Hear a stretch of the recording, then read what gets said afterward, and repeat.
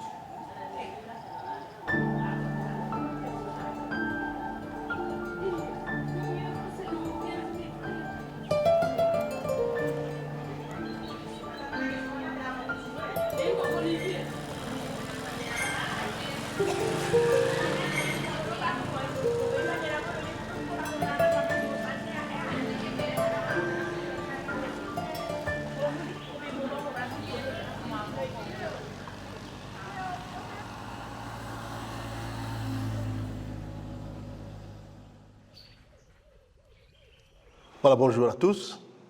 Aujourd'hui, nous allons parler de la problématique de l'annonce de l'Évangile dans les sociétés sénégalaises, comment l'Évangile arrive et aussi comment les cultures locales sont prises en compte ou pas, déjà à l'époque des missionnaires, et comment ces questions se posent aujourd'hui, plus d'un siècle après l'arrivée du christianisme. Alors, je choisis Oussouye parce que c'est intéressant à plus d'un titre, c'est l'endroit où on a encore aujourd'hui la présence de rois. Or, les rois ont disparu dans tout l'espace sénégambien, surtout au moment de la conquête coloniale, mais aussi du fait de l'islamisation. Or, on a dans la zone d'Oussouye, la zone la moins islamisée du pays, et où on a encore la religion traditionnelle qui est pratiquée. Donc ici, en Casamance, l'administration coloniale française établit des contacts avec les chefs locaux afin de percevoir l'impôt. C'est ça à la base, et il est d'abord économique. Et comme il n'arrive pas à passer par le roi, par exemple celui d'Oussouye, pour percevoir l'impôt, ils vont se dire, bon, ce roi-là, il est complètement inutile, on va le contourner. Et donc c'est comme ça que le roi d'Oussouye va être déporté à Sédhiou, où il va se laisser mourir de faim. Il va refuser de s'alimenter jusqu'à mourir. Et donc ensuite, les Français vont influencer le choix de nouveau roi à Oussouye, mais qui va leur être favorable. Le christianisme va arriver dans ce contexte-là. Une quinzaine d'années après, la paroisse d'Oussouye est ouverte, puisque les missionnaires trouvent qu'il est plus intéressant d'être à Oussouye plutôt qu'à Carabane. Puisqu'à partir d'Oussouye, ils sont sur la terre ferme, ils peuvent circuler dans tous les villages environnants. Et donc c'est comme ça qu'on enregistre les premiers convertis qui, au bout de 6 ou 7 ans de catéchisme, sont baptisés et la plupart vont être catéchistes. Monseigneur Grimaud avait, lors de son dernier passage ici, choisi un terrain à Oussouye, un terrain plus central, mais hélas encerclé de béquines. L'administration de Ziguinchor et le roi d'Oussouye nous le refusent.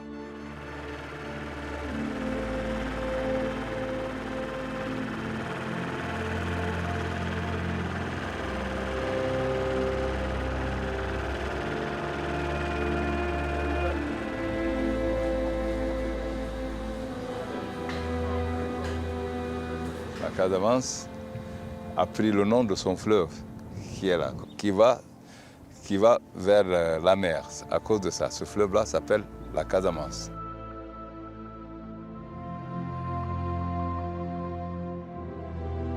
La Casamance, c'est une symbiose, une multitude d'ethnies ici. Il y a l'ethnie Mancagne, l'ethnie Mandingue, il y a l'ethnie Sérère, et tout, ça fait un groupement d'ethnies. C'est une des régions les plus cosmopolites du Sénégal. Et les Diolas, c'est des gens qui accueillent tout le monde.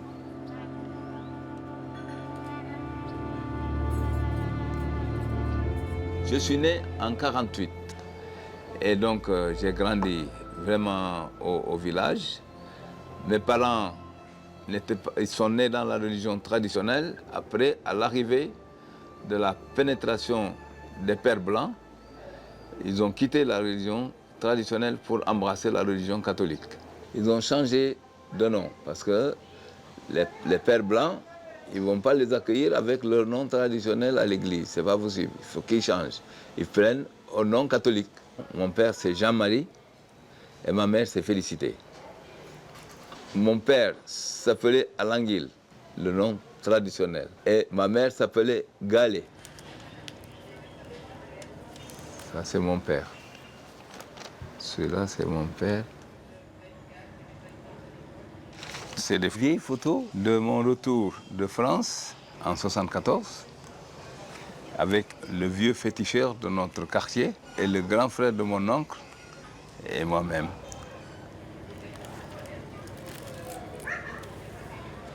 Et puis les autres, c'est des photos en France, à Barcelone, à Grenoble, à Toulouse.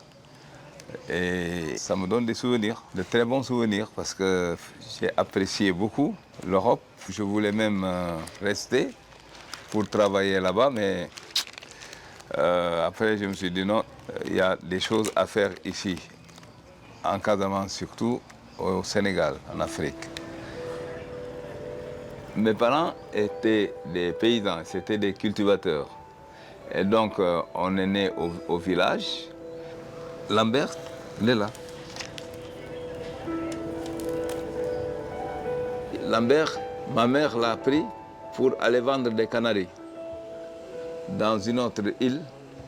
Et au cours du voyage, il est tombé malade. Il a commencé à vomir. Mais vraiment, il faisait beaucoup de fièvre. Ça a pris les membres inférieurs. Et donc, il est resté handicapé pendant tout le temps. On l'a inscrit à l'école. Je l'ai mené à l'école avec un vélo, mais vraiment un vélo d'occasion.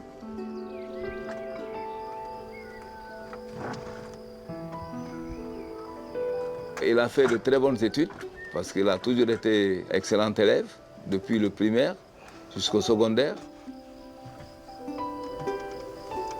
Comme on dit, Dieu ne nous donne pas tout et puis il n'enlève pas tout.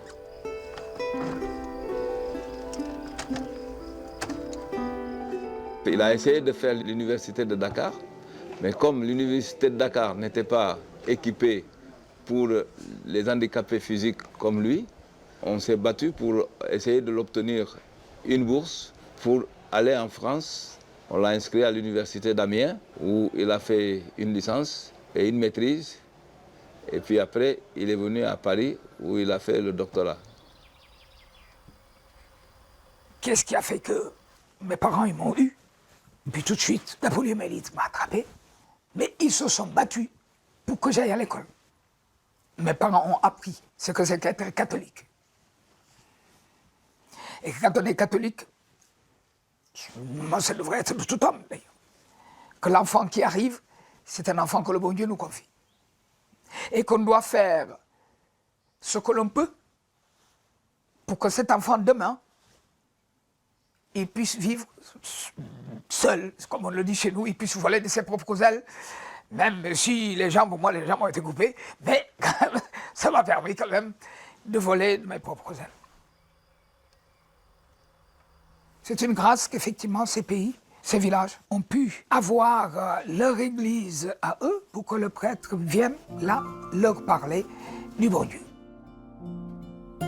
En ce moment, Je bâtis 6 chapelles dans les villages où l'on fait le catéchisme depuis 1 an, au pied d'un arbre. C'est poétique, mais insuffisant pour enseigner sérieusement la religion et inspirer un peu la piété envers le bon Dieu.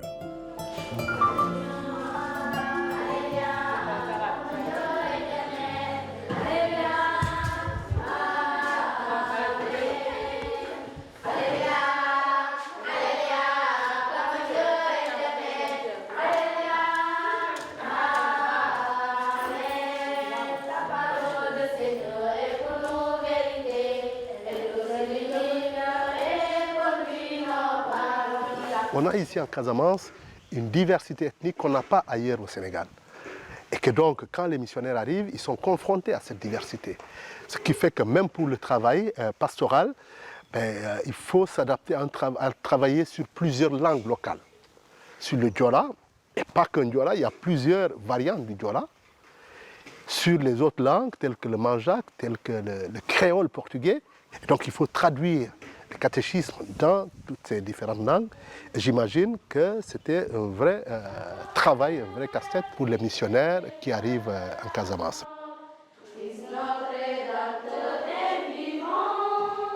Au nom du Père et du Fils et du Saint-Esprit, la grâce de notre Seigneur Jésus-Christ, l'amour de Dieu le Père et la communion de l'Esprit Saint soient toujours avec vous. Donc les missionnaires très vite vont traduire en langue locale le catéchisme.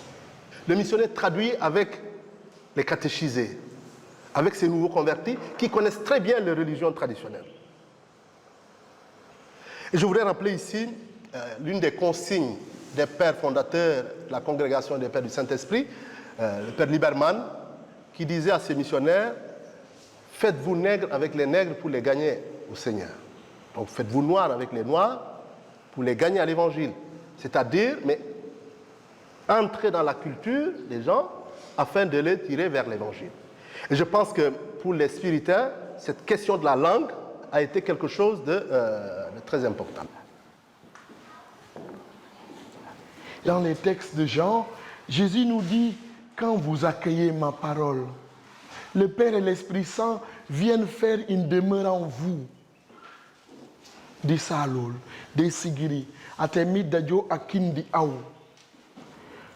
C'est à partir de cela que tu as toujours la force d'offrir ce que Dieu peut offrir, ce que Jésus peut offrir, même dans l'épreuve. J'aime à dire que la croix des chrétiens, ce n'est pas un fardeau. La croix des chrétiens, c'est la croix de la liberté. Dieu lui-même, quand il a été dans notre vie, sur la terre, lui-même a accepté de tomber et de se relever. Lui-même a accepté la pédagogie de la matière, la pédagogie du corps. Il dit à ses disciples, ce n'est pas ce que vous mettez sur vous ou ce que vous mangez qui vous rend mauvais, c'est-à-dire qui peut vous sauver ou non. C'est ce que vous mettez dans votre cœur, l'Ialoul.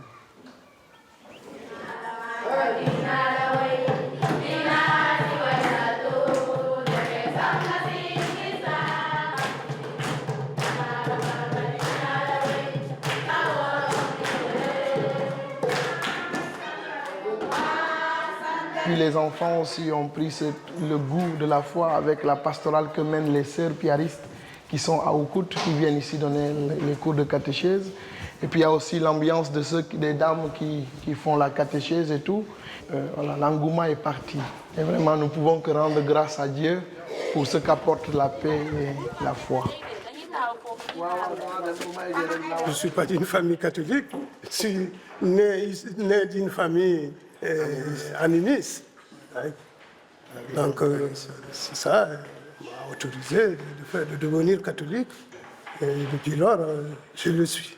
Mais moi, vous m'appelez, si vous avez mon numéro, vous m'appelez. Je voulais même aller au séminaire, mais mes parents ont refusé. Ils m'ont dit non, tu peux être catholique, mais pas pour devenir prêtre, puisque tu es le fils aîné de la famille. Donc, pour eux, quand tu deviens prêtre, on te perd.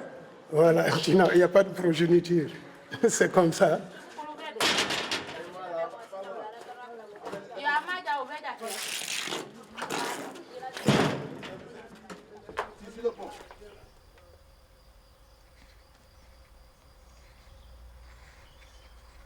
À midi, on est chez le roi de Moulombe, qui reçoit favoriser Monseigneur.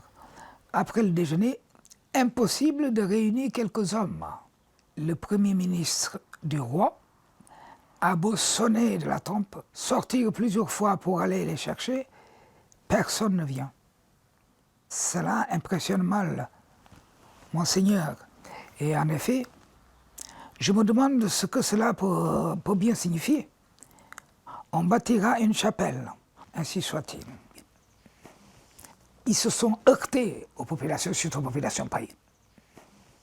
Du temps même de nos parents, quand ils se convertissaient, ce n'était pas facile pour eux que leurs parents leur refusaient le repas les dimanches, parce que pour eux, c'était de la paresse, ils ne veulent pas aller travailler et ils disent qu'ils vont aller à la messe. Est-ce qu'on ne vous a pas donné à manger là-bas? Vous aurez dû manger là-bas. Vous ne mangez pas aujourd'hui. Ça, c'est clair dès le départ, ce n'était pas facile.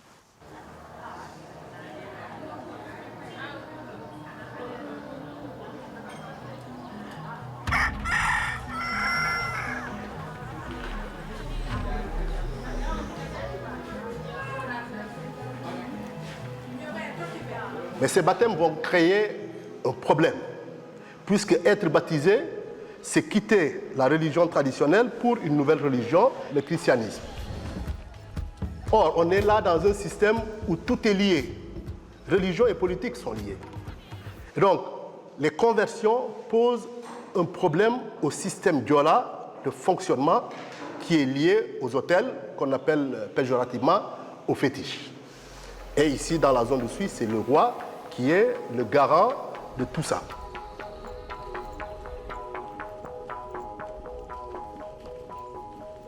Ce qui fait que les premiers chrétiens vont avoir beaucoup de mal.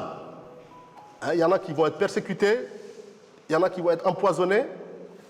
On voit dans le cas d'Oussouy des parents qui perdent jusqu'à 10 enfants sur 15. C'est énorme. Qu'est-ce qu'ils font les missionnaires? Ils vont regrouper les chrétiens dans des quartiers chrétiens, comme à Oussouy, comme à Oukout, comme à Ségalène, pour les protéger. On ne peut pas penser aujourd'hui, par exemple, que le christianisme a été imposé aux premiers chrétiens. Non, ce n'est pas vrai. Ils se sont convertis d'eux-mêmes parce qu'ils ont trouvé que la conversion était une façon de sortir d'un système et ils voulaient sortir de ce système-là. C'est la contrainte de prendre un autel sur soi, ce qu'on appelle un fétiche.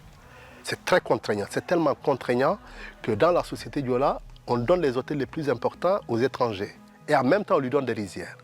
Et que ces familles-là avaient tellement de contraintes que toute occasion de sortir de ce système-là était bienvenue.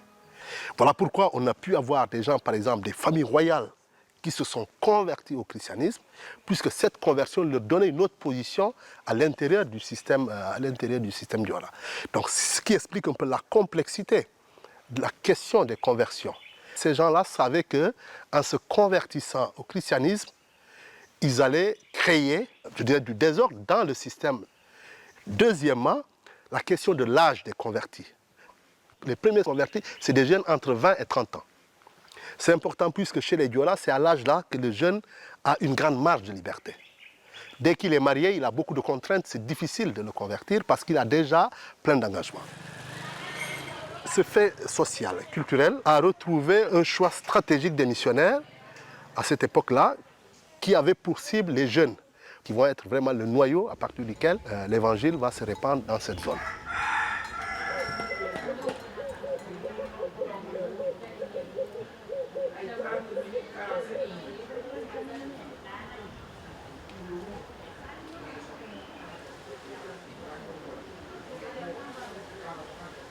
À 6 h du matin, il fallait que les gens se préparent pour aller à la messe. Il n'y avait pas de route, rien. C'était des chemins là qui traversaient la forêt.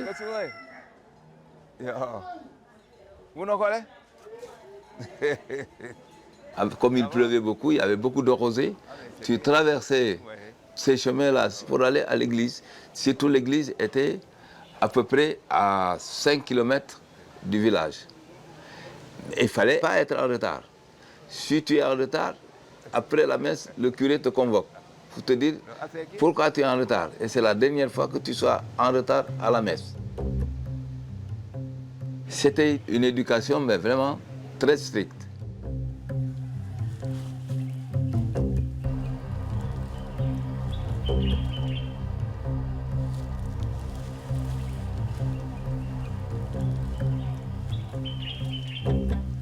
plus naturel comme ça, d'avoir la forêt autour du cimetière, c'est bien. C'est un cimetière qui date des centenaires. Ah oui. On avait notre cimetière traditionnel. Mais les catholiques, dont mon père et tout ça là, quand ils ont embrassé la religion catholique, ils se sont dit non, on ne va pas aller là-bas, c'est interdit. Alors on a amené tout le monde, pour ceux qui sont catholiques, on les a amenés pour les enterrer ici. Ici c'est les tombes des personnes de la religion traditionnelle, chez les païens. Mais seulement, ce n'est pas matérialisé comme chez les catholiques. Les catholiques. Ouais.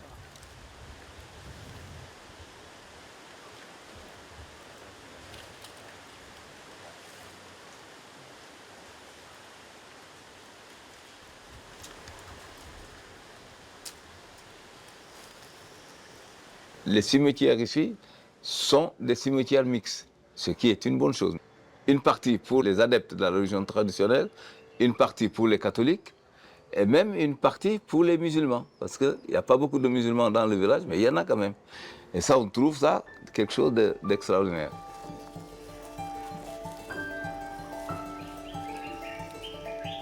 Je ne manque jamais de leur raconter un trait que j'ai lu, je ne sais trop dans quel livre de Monseigneur Leroy, ce missionnaire mourant et voyant avant de mourir, venir au-devant de lui les âmes qu'il avait envoyées au ciel pendant sa longue carrière. Ce trait les frappe toujours, j'avoue que je ne le cite jamais sans être ému moi-même.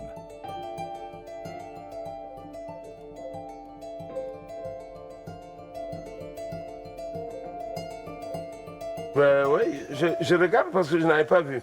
Oui. Tout ça, c'est les vieux là qui Oui, ont... les vieux. Il y en a que je connais, il y en a que je ne connais pas. Oui, c'est vrai. Mais Ouais. tu es trop jeune. Mais Antoine n'est pas là. Ils t'ont pas donné la photo d'Antoine. Antoine quand même. Mais il faut leur demander de te Mais donner Antoine, ça. c'est Ephraim peut te donner catéchisme. ça. On va faire ça parce que c'était le plus grand catéchisme. Mais c'est le plus grand catéchisme. C'est le premier catéchisme. Mais bien sûr, Antoine. Mais Voilà. À toi, Célestin, faut parler, toi. les photos des personnes qui sont là-bas, je crois qu'ils sont entre les mains de Dieu parce qu'ils ont beaucoup fait pour l'Église catholique. C'est les anciens par où le catholicisme est rentré ici en Casamance. Parce que le village d'Edjongou, c'est là où il y a eu beaucoup plus de catholiques ici à Edjongou. Parce que quand on voit les autres villages, les chrétiens de l'époque, on pouvait les compter avec les bouts du doigt des mains. Mais le plus de catholiques, c'était ici. Mais ils l'ont fait d'une manière très, très, très intelligente, parce qu'ils ont pu s'accorder avec ceux qui veulent rester dans la religion traditionnelle et ceux qui veulent opter pour la religion catholique. Et aujourd'hui, il ne faut pas oublier qu'à Edjongou, on a au moins 20 prêtres, sans compter une dizaine de religieuses. Alors donc, c'est un honneur pour le village et pour tout le monde. Et c'est parmi les villages les premiers qui ont adhéré à la religion catholique et qui se sont battus pour la religion catholique.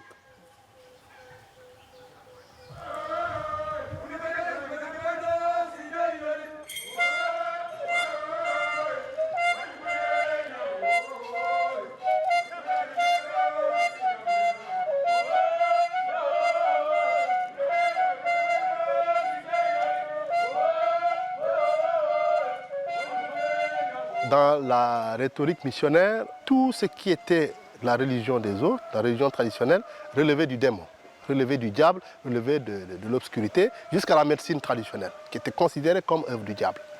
Et donc, il fallait montrer aux chrétiens que son salut n'était que dans l'Église et que ceux qui ne sont pas dans l'Église, évidemment, ils sont condamnés.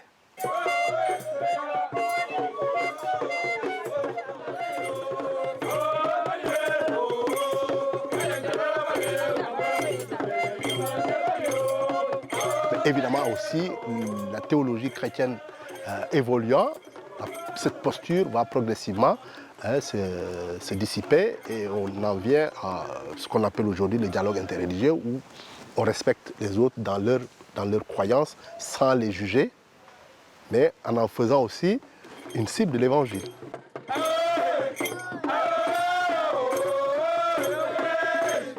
cas, l'évangile doit aussi être une bonne nouvelle pour eux, mais pas dans la contrainte, pas dans le mépris ou dans la médisance, etc.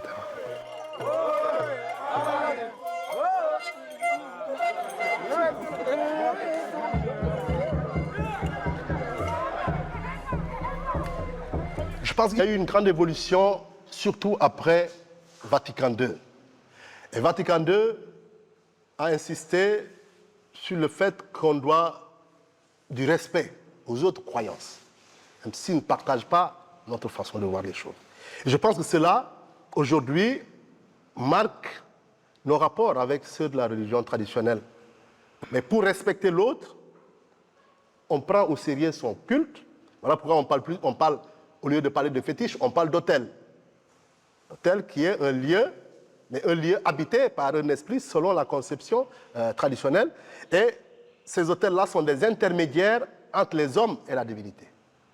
Dans nos sociétés traditionnelles, c'est comme ça. Par exemple, chez les Diola, quand ils ont un besoin, en fonction du besoin, il y a un autel auquel ils vont aller s'adresser pour que leur message soit porté à la divinité. Donc aujourd'hui, des traductions comme celle-là doivent être revues dans un sens de respect.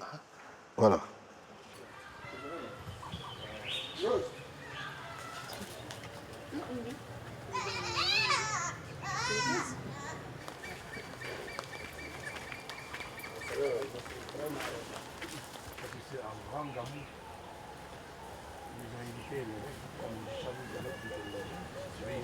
Je suis vraiment content de vous trouver aujourd'hui dans votre palais. C'est extraordinaire, depuis que vous avez été nommé. Et j'avais moi-même prévu de venir à la cérémonie de présentation, c'est comme ça que ça se nomme. Vous arrivez comme roi de Calabone en cette année où l'Église catholique installée dans ce département, d'Oussouye, je ne dis pas où, c'est dans ce département, depuis 1924, célèbre le 50e, action de grâce au Seigneur, comme on dirait chez nous, au Sanana Temit. Dans la vie d'un homme qui croit, il n'y a aucun hasard. Donc je suis venu aussi vous inviter officiellement à prendre part active à ce grand jubilé centenaire qui marque l'histoire d'un peuple. Parce que le centenaire, c'est la rencontre de l'évangile avec un peuple, c'était il y a 100 ans. Invité Khan, ou d'accord, du sommeil. Amen. Amen. Amen. Bonne mission. Merci. Merci. Oui. Mais je vais juste ajouter quelques mots parce que je suis très ému. Recevoir un curé ici, dans mon palais, c'est un immense plaisir. Surtout que William n'a pas parlé. C'est mon ami. On a tellement parlé de bien de vous ici. Là où se trouve l'église, c'est dans mon territoire. Donc vous êtes mon voisin. Et aussi mon collègue, parce que nous avons les mêmes missions. Moi, je suis entièrement d'accord pour qu'on collabore. Seulement, je vous dis que vous êtes plus disponible que moi. Parce que vous pouvez me rendre visite à tout moment. Par contre, moi, je ne peux pas le faire. Donc, à chaque fois que le besoin se fait sentir, passez me voir et je suis à votre disposition. Ici, c'est chez vous. Merci. Tout ce que vous pouvez faire pour le village, en prière, en tout cas, le village vous en sera reconnaissant. Je ne suis jamais baptisé, c'est-à-dire que voilà, je suis fait pour devenir roi, parce que j'ai tout fait pour me baptiser. J'ai grandi d'ailleurs dans une famille de chrétiens, mais je n'ai pas eu la chance de me faire baptiser. Alors j'avais la possibilité de faire la première communion, mais ça n'a pas abouti, etc. Donc je me suis dit, moi je ne suis pas fait pour être chrétien. Et voilà. Vous voyez, monsieur curé, des gens venir le dimanche chez vous, faire la messe, le lendemain on les voit dans les bois sacrés. Et je crois que ça, tout le monde le sait. C'est ce qui a amené cette situation. Et du coup, ça a amené une situation de bonne collaboration entre les missionnaires et les pratiques traditionnelles qui étaient là. Maintenant, entre-temps également, petit à petit, il y a des gens qui se sont fidélisés avec le christianisme. Parce qu'en réalité, nous, notre croyance, on n'est pas polythéiste, hein? On est monothéiste. On croit en un seul Dieu. On prie pour un seul et unique Dieu, qu'on appelle Emitai. Emitai ou Atémit.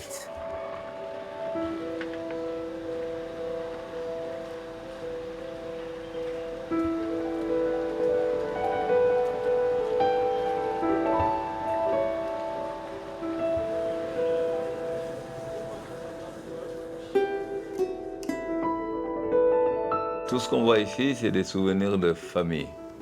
Ce rosaire-là est presque plus vieux que moi. C'est à ma mère, c'est le seul héritage que j'ai eu après sa mort. C'est pour ça que je l'ai gardé dans mon bureau, mais vraiment en souvenir. Je veux que quand les gens rentrent dans mon bureau, ils sachent de quelle confession je suis. Il faut qu'ils sachent qu'ils ont affaire à un catholique, à un chrétien. Chacun a ses convictions, et puis je n'empêche personne aussi d'avoir ses convictions. Et donc, c'est important. Alors, comment? Ani ina ke man tabi nya ho tin gelle ho fan fani ho yenu mat. Ah, tu es quoi? Non, il a les neurones complètement mélangés, c'est compliqué. Qu'est-ce que tu veux faire? Ça fait des bons souvenirs. Qu'est-ce que tu veux faire? Surtout les gens comme nous là qui ne pouvaient pas rester tranquilles. Ah ben ça oui, ben voilà. Lambert, aujourd'hui, il est carrément indépendant. Et donc, il a une voiture aménagée. Il faut dire qu'il a été très courageux parce que ce n'est pas évident qu'il réussisse. Parce qu'après le 4e enfant qu'il a eu, sa femme est décédée. Mais il s'est battu pour l'encadrement de ses enfants. Parce que tous ses enfants aussi ont réussi dans les études. Et tout le monde travaille maintenant. Et je pense qu'on lui a tiré le chapeau, mais vraiment dans la famille, parce que c'est vraiment pas évident.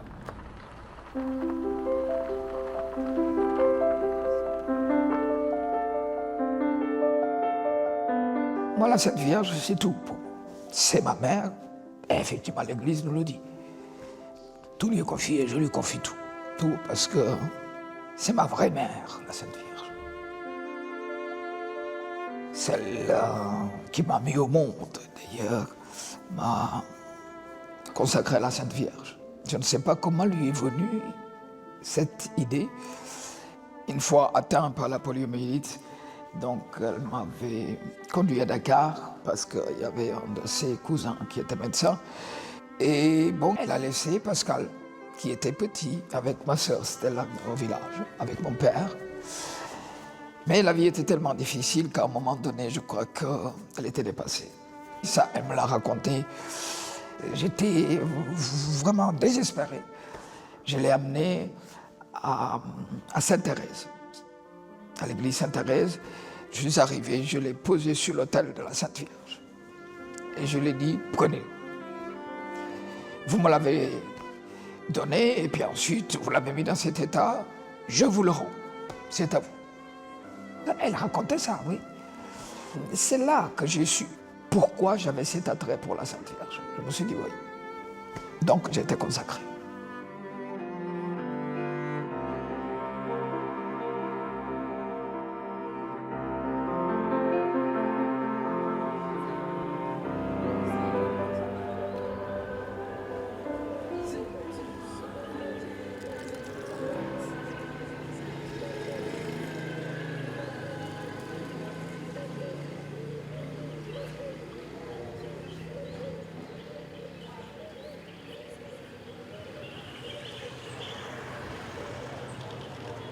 La Vierge Marie est très présente dans la vie ici.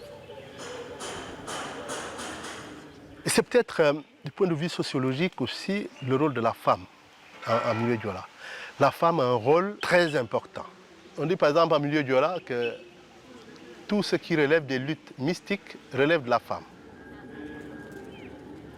La Vierge Marie étant une femme, naturellement, sa figure protectrice a trouvé un peu un terreau favorable qui accorde une place très importante à la femme. Il faut rappeler que chez les Diola, il y a deux parlements, le parlement des hommes et le parlement des femmes. Et que toutes les décisions relatives aux femmes, c'est les femmes qui les prennent. Les hommes n'ont pas à s'interférer dans les affaires des femmes. Et le roi est un peu à la jonction entre le parlement des hommes et celui des femmes.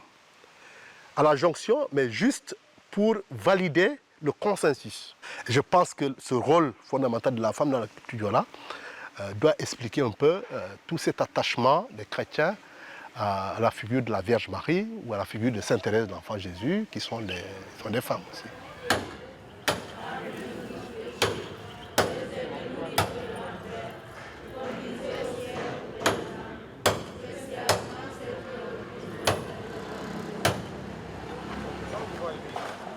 Oui, beaucoup de femmes très engagées, avec une belle dynamique d'une religieuse spirituelle, réelle et intense.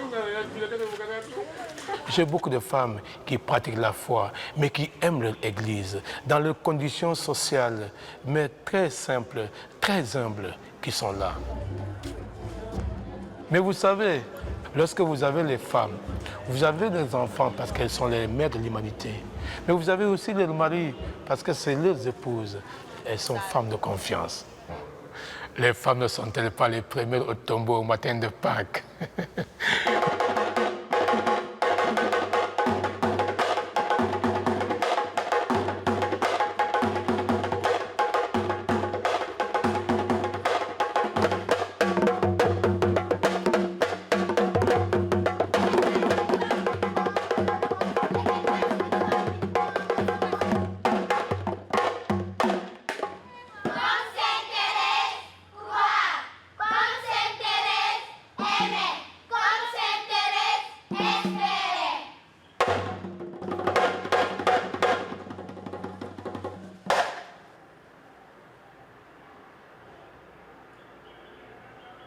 En tout cas, je suis persuadé de ceci, que si les pères ne visitent pas fréquemment les cases des Diola d'Oussouye, ni les chrétiens d'Oussouye ou des environs, s'ils ne font pas de prosélytisme, le village d'Oussouye ne deviendra jamais chrétien.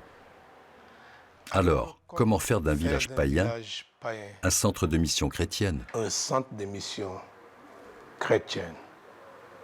Et je me rends compte que les difficultés d'hier sont celles d'aujourd'hui. Aujourd'hui encore, pasteur à Oussouye 2024, je retrouve ce ciment de la tradition d'Oussouye qui reste quelque part dans les bastions impénétrables à l'évangile. Et lorsqu'elle devient impénétrable, il y a d'énormes obstacles qui se dressent toujours devant le pasteur, le porteur de la bonne nouvelle de Jésus-Christ. Je vois mon prédécesseur, le Père Geoffroy, qui est encore très vivant dans la mémoire de mes chrétiens, comme quoi l'on ne meurt pas dans l'annonce de l'Évangile. Oussouye est aujourd'hui une belle église. Ça a été un long travail acharné de missionnaires avec leur communauté chrétienne. Elle a été bâtie grâce à la générosité des chrétiens de la paroisse d'Orléans en France, grâce au Père Geoffroy, alors missionnaire encore ici.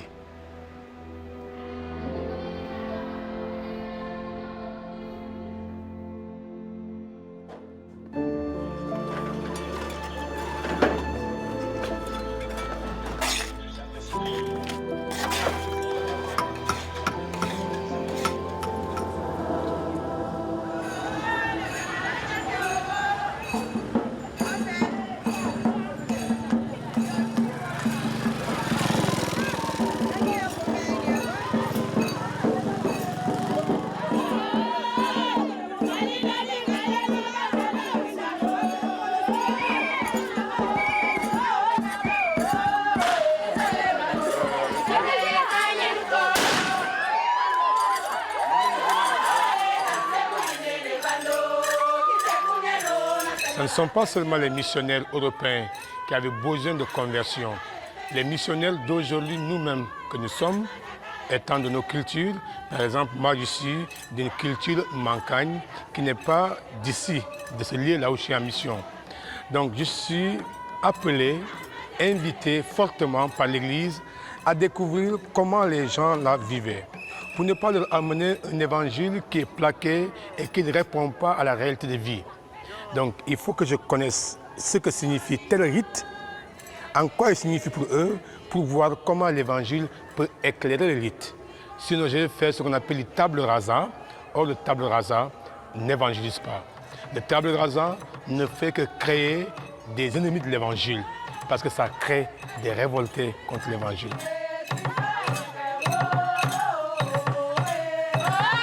En tout cas, merci beaucoup. Le geste est très noble. Mettez dans les réseaux, partout, que les femmes de la paroisse ont apporté un très grand taureau par amour pour la paroisse, pour que la fête soit assez belle. Merci beaucoup. Maintenant, à partir d'aujourd'hui, fêtez Isani Seigneur.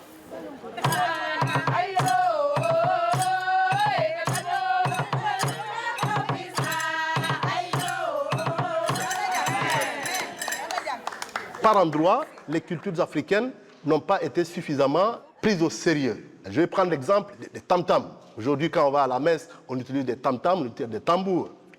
Mais au départ, c'était interdit d'utiliser des tam-tams dans l'église, puisque c'était considéré comme des instruments païens, comme des instruments du diable. Et qu'on ne va pas utiliser des instruments du diable dans l'église. Aujourd'hui, on a dépassé ce niveau, en se disant que le tam-tam, c'est un instrument de musique, et on lui donne la consécration qu'il faut. Qu'est-ce qui se passe chez nos frères de la religion traditionnelle? Les tambours ont un sens et ont une fonction qui n'est pas que musicale. C'est peut-être pour ça que les missionnaires considéraient que c'est des instruments de païens. Et donc l'Église a toujours inculturé. Et quand l'Évangile est arrivé en Europe, ça a été la même chose. Il y a des cultes païens, mais qui ont été intégrés dans l'Église.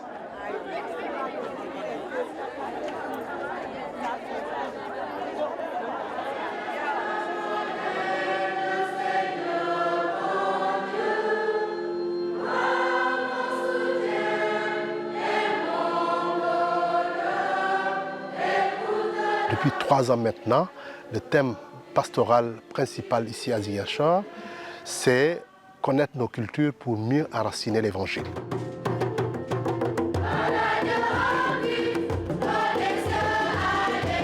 Il y a des chrétiens qui sont dans un déchirement extraordinaire au moment de ces initiations-là.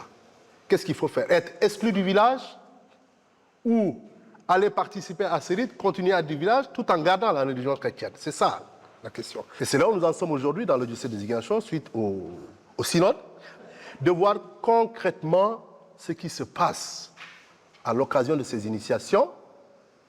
Qu'est-ce que le chrétien peut faire? Qu'est-ce qu'il ne peut pas faire?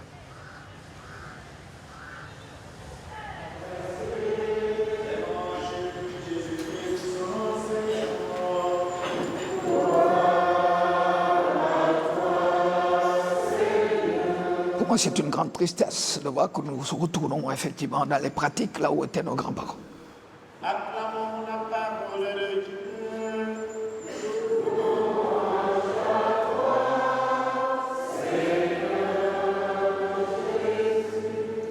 Nos parents sont venus embrasser la religion catholique avec les difficultés qu'il y avait.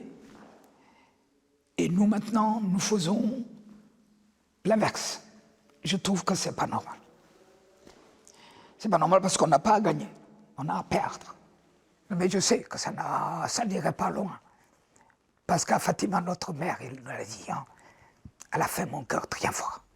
Elle va triompher, notre mère au ciel. Et partout ailleurs dans le monde, la ferveur reviendra à nous.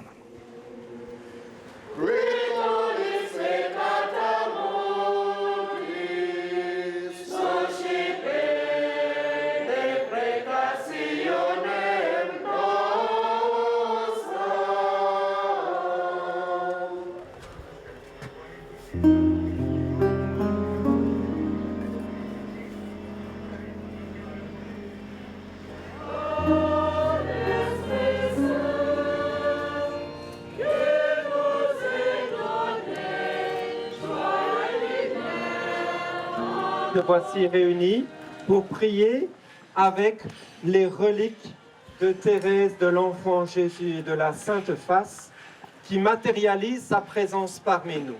Vous avez ici des reliques de ces eaux. Donc c'est vraiment Thérèse qui est là, Thérèse qui a promis de donner sa petite voix aux âmes. Si le bon Dieu exauce mes désirs, mon ciel se passera sur la terre. Jusqu'à la fin du monde, je veux passer mon ciel à faire du bien sur la terre.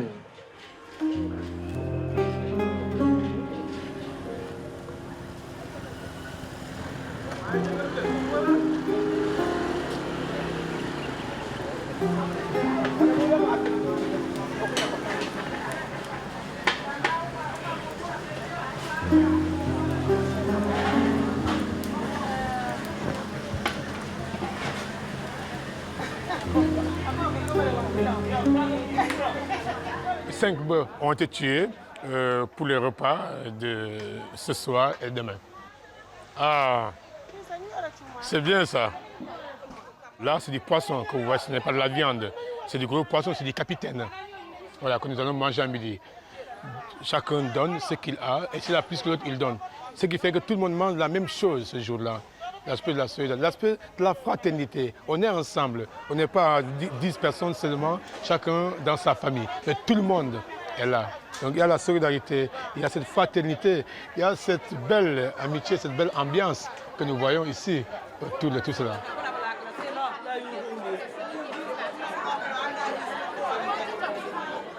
Vous êtes bénie entre toutes les femmes, et Jésus, le fruit de vos entrailles, est béni. Sainte Marie, Mère de Dieu, priez pour nous pauvres pécheurs, maintenant et à l'heure de notre mort. Amen. Sainte Marie, Mère de Dieu, Sainte Marie, Reine et beauté du... Mon souhait, c'était de trouver un moyen aussi de faire revivre la Légion noire. Mais particulièrement nous, dont les parents étaient légionnaires, ce qui m'intéresse le plus, c'était le rassemblement de 15 août. Oui, c'est cette fête mariale.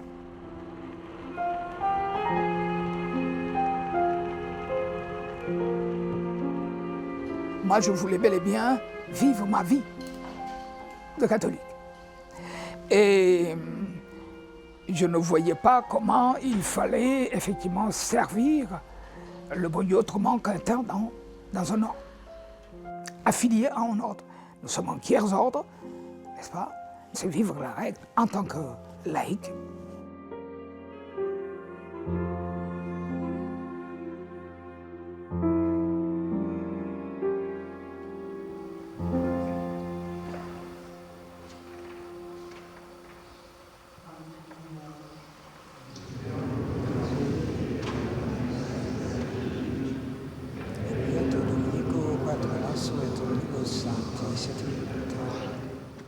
J'ai fait 1 an de noviciat et puis après, j'ai pris l'habit. On m'avait demandé d'abord quel est le nom que je voulais prendre. J'avais voulu prendre le nom de Kizito, un martyr africain. Mais le père prieur n'a pas voulu, il m'a donné le nom de frère Joseph.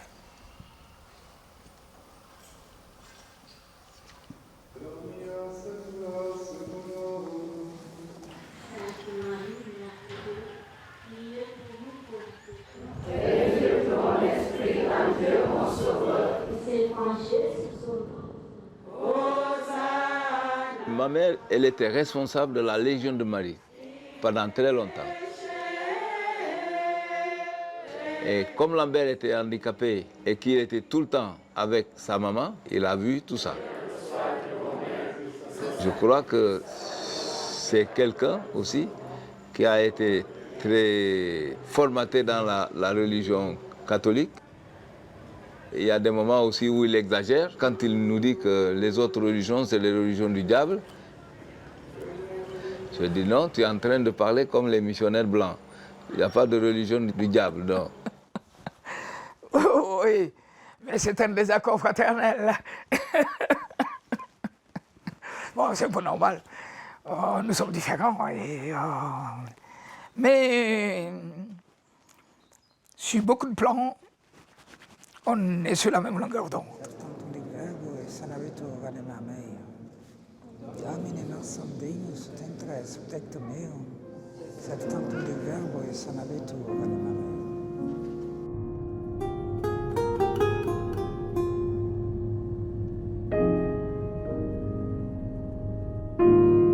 Donc aujourd'hui, les traductions comme celle-là doivent être revues dans un sens de respect. Ici,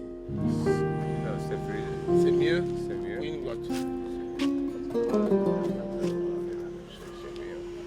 Diallo.